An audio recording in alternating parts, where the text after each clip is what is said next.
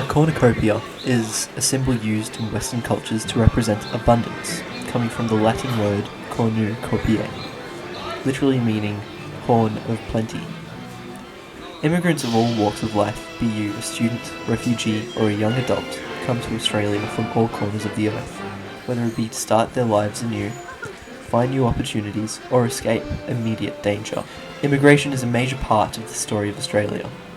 And just looking around at the country, Australia's prosperity is clear, given that 66% of Australian households own their homes, with or without a mortgage. We are fortunate, and it seems that the comparison of Australia to a cornucopia holds up. Yeah, my grandfather came to Australia in the early 1950s after surviving the Holocaust, being the sole survivor of his family, finding himself, remember, he was a young man, under 20 years old at that time, an orphan, and looking for something to do after fighting in a war and so forth. He came to the realization that he wanted to get as far away from Europe and the Middle East as possible. And he heard that one of his first cousins had survived the war and made a life for herself in Australia. He wrote her a letter and lobbying her and requesting that she sponsor him to come to Australia. And subsequently in the early 1950s, that actually happened, and he was given passage to Australia.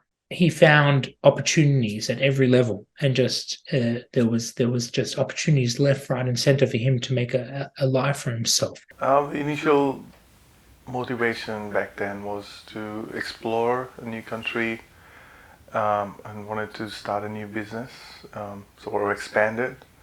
That was the motivation. So the only way to go out and explore a little bit more permanently would be to study here. Based on my, undergraduate degree, I could come. I'm talking 20 years ago when the immigration was quite lenient for skilled migrants. So yeah, the motivation ultimately was to explore and to start and expand business.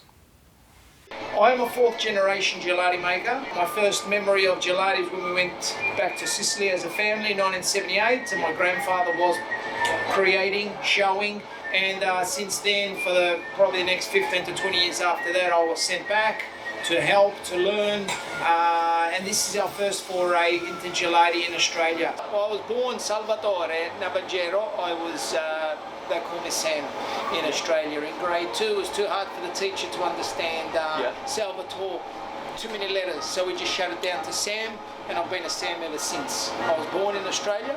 My parents came out from Italy in 1962 on a boat, 30 days in a boat, and my mum cried for a whole year. She wanted to go back home. So she wasn't a big fan of Australia to begin with, the language barrier, not knowing anybody, friends, family, they were all over in Sicily. And that's where we're from. So they brought a lot of their traditions, obviously, from Greece, as to what they knew when they grew up, and they were pretty much at the time, the 50s, 60s, there was a huge mass immigration into Australia because they needed the workers. So they didn't have their own families, so they created their own families through their kids, and people that, that came with them that were from the same village, for example, as I recall, and they made a community here and made family for themselves and tried to hold on to those traditions that they grew up with. In school, I remember that, a lot of Greeks, Italians, Europeans were in the minority, so we kind of were picked on a lot because we were different. We had the darker hair, the darker skin, whereas a lot of our friends were of the fairer variety. So now it's more accepted because we are more multicultural now. There was a lot of, name calling, physical, picking on us because we were different, Being of Greek background, we got the typical greasy wog sort of thing, and go back to your own country, which is really weird because we were born here. It's like, well, this is my country. I don't know what you're talking about. At the time it was horrible, but as you get older, you kind of don't worry about it because other things become the norm. And I guess unlike today, we would go home, we're able to switch off, whereas now with social media, yes, it's hard with the bullying to switch off because it's there, it can follow you. For minority groups in those days, they stuck together and they were sort of banded together and so forth. And there was anti-Semitism, there was overt racism, and it wasn't it wasn't as lovey-dovey as we might think it was, but ultimately they were able to get on with it and make a life for themselves, buy a patch of dirt, buy a house, and really work hard. And that's something that they instilled in their children and their grandchildren. They just wanted people to prosper, and this ultimately is the land of opportunity. I think if my grandfather, who's no longer alive, if he would see that there are Nazis marching on the steps of Parliament, of state parliament, and being done, twice in the space of 3 months, seeing the far right and also the far left, and how the rhetoric has become a lot more volatile. I think my grandfather would be very scared and thinking to himself, well, what's going on? This is not the Australia that I migrated to.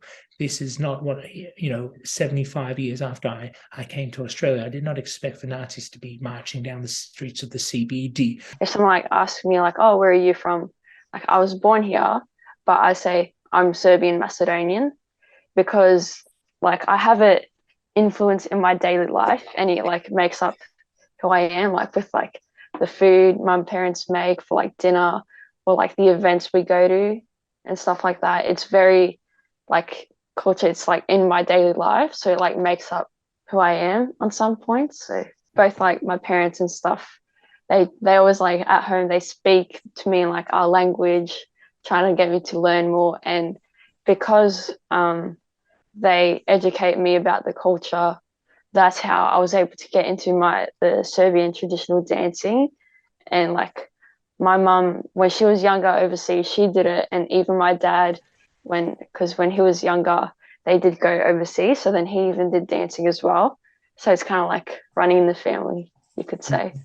There was that identity clash that I experienced, going into school, making my own friends, that I realized I'm not really an extension of my parents anymore. I'm me. And so I've often found myself as an interface for individuals outside of the culture that I was brought up in, and I guess the culture that I was brought up in to them. So I'm that intermediary.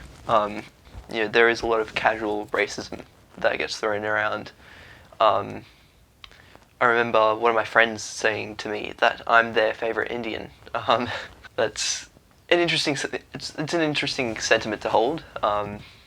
And so as a result of being that intermediary, I feel like I'm not enough of either identity that I've sort of taken on.